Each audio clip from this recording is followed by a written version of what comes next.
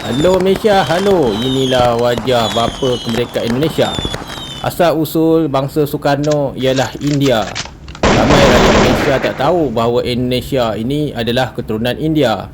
Semasa tahun 1928, mereka tiada budaya. Jadi Indonesia yang berpusat di Jakarta telah menggunakan bahasa daripada Sumatera dan Kalimantan kerana orang Endon pada masa itu tak ada kitab. Jadi semua buku dalam bahasa Melayu. Tidak ada budaya. Indonesia mencuri budaya Melayu dan menggunakannya sehinggalah giveaway daripada Belanda tahun 1949. Selain suka mencuri, bangsa Indonesia juga mengklaim mereka lah paling lama hidup di Asia Tenggara. Selain mencuri dan merompak, bangsa Indonesia juga melakukan banyak benda dan kejahatan. Pada masa sekarang, orang Indonesia sendiri telah merosak budaya Endon. Pulau Endon kita ketahui sebuah pulau yang akan tenggelam pada tahun 19 ataupun 2050 kerana Endon telah mengorek banyak lubang untuk mencuri air. Beginilah nasib Endon setiap tahun. Kota-kota di Jawa Timur, Jawa Barat tenggelam. Selain mencuri dan mengorek air, tidak membayar air, Kota Endon juga dijangka akan menerima banjir sehinggakan Endon tenggelam. Ini orang Endon, seorang yang keji. Apa cakap dia? Saya ini orang Endon berwajah kacak.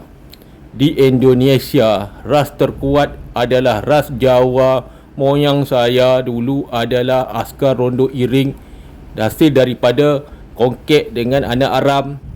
Saya juga mengakui kami bukan saja mencuri, malah mengklaim budaya-budaya lain, terutamanya budaya Melayu. Kerana kami ini tiada budaya.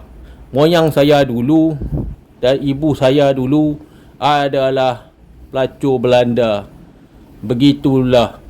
Selain menipu dan bangga mencuri, Endon juga telah berkata, saya juga suka mencuri rumah di perumahan saya.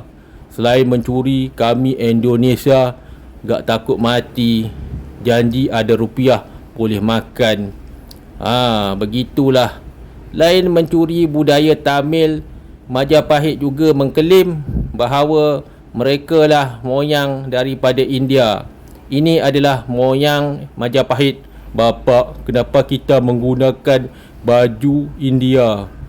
Kamu tidak tahu, bapa kamu tu daripada India, keturunan Kalinga.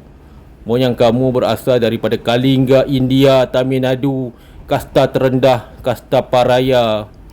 Kita mencuri ke pak? Bukan, kita pinjam saja budaya. Bapa, ini adalah budaya India atau Indonesia.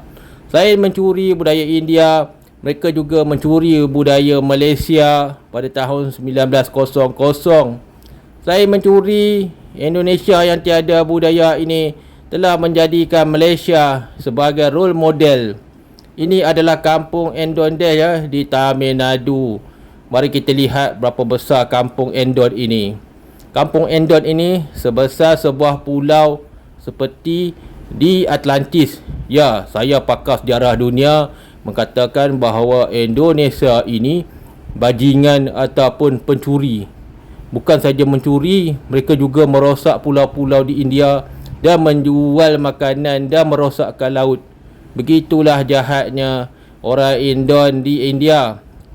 Ini adalah Ramsetu, asal usul kampung moyang Soekarno di benua India. Selain menjadi bangsa yang sangat sombong, bangsa Indonesia ini jahat. Ya, mereka sejarah firasatnya telah dihalau daripada India kerana membunuh sami-sami di India. Selain membunuh, mereka juga melakukan kejahatan. Mereka dipanggil bangsa Indonesia, terlalu sombong, jahat dan juga bangsa yang paling sial di India. Begitulah. Ini adalah bangsa Bangladesh Indonesia. Bangsa ini adalah keturunan yang lahir selepas evolusi kuli di Malaysia. Selepas melahirkan anak, mereka pindah ke Indonesia dan dipanggil Bangladesh. Selain tidak mempunyai wang, bangsa Indonesia juga mempunyai hutang. Selain mempunyai bapa daripada Bangladesh, mereka juga tidak mahu membayar hutang negara China. Pinjam wang China, pinjam wang Malaysia tak mau bayar dan tergedek-gedek kononnya mau berperang. Ya, ini kapal belum habis bayar hutang pak sama mereka. Begitulah. Berikut adalah Sumpah Pemuda Endon menggunakan bahasa Melayu, menggunakan buku Melayu dan mencuri budaya di Malaysia.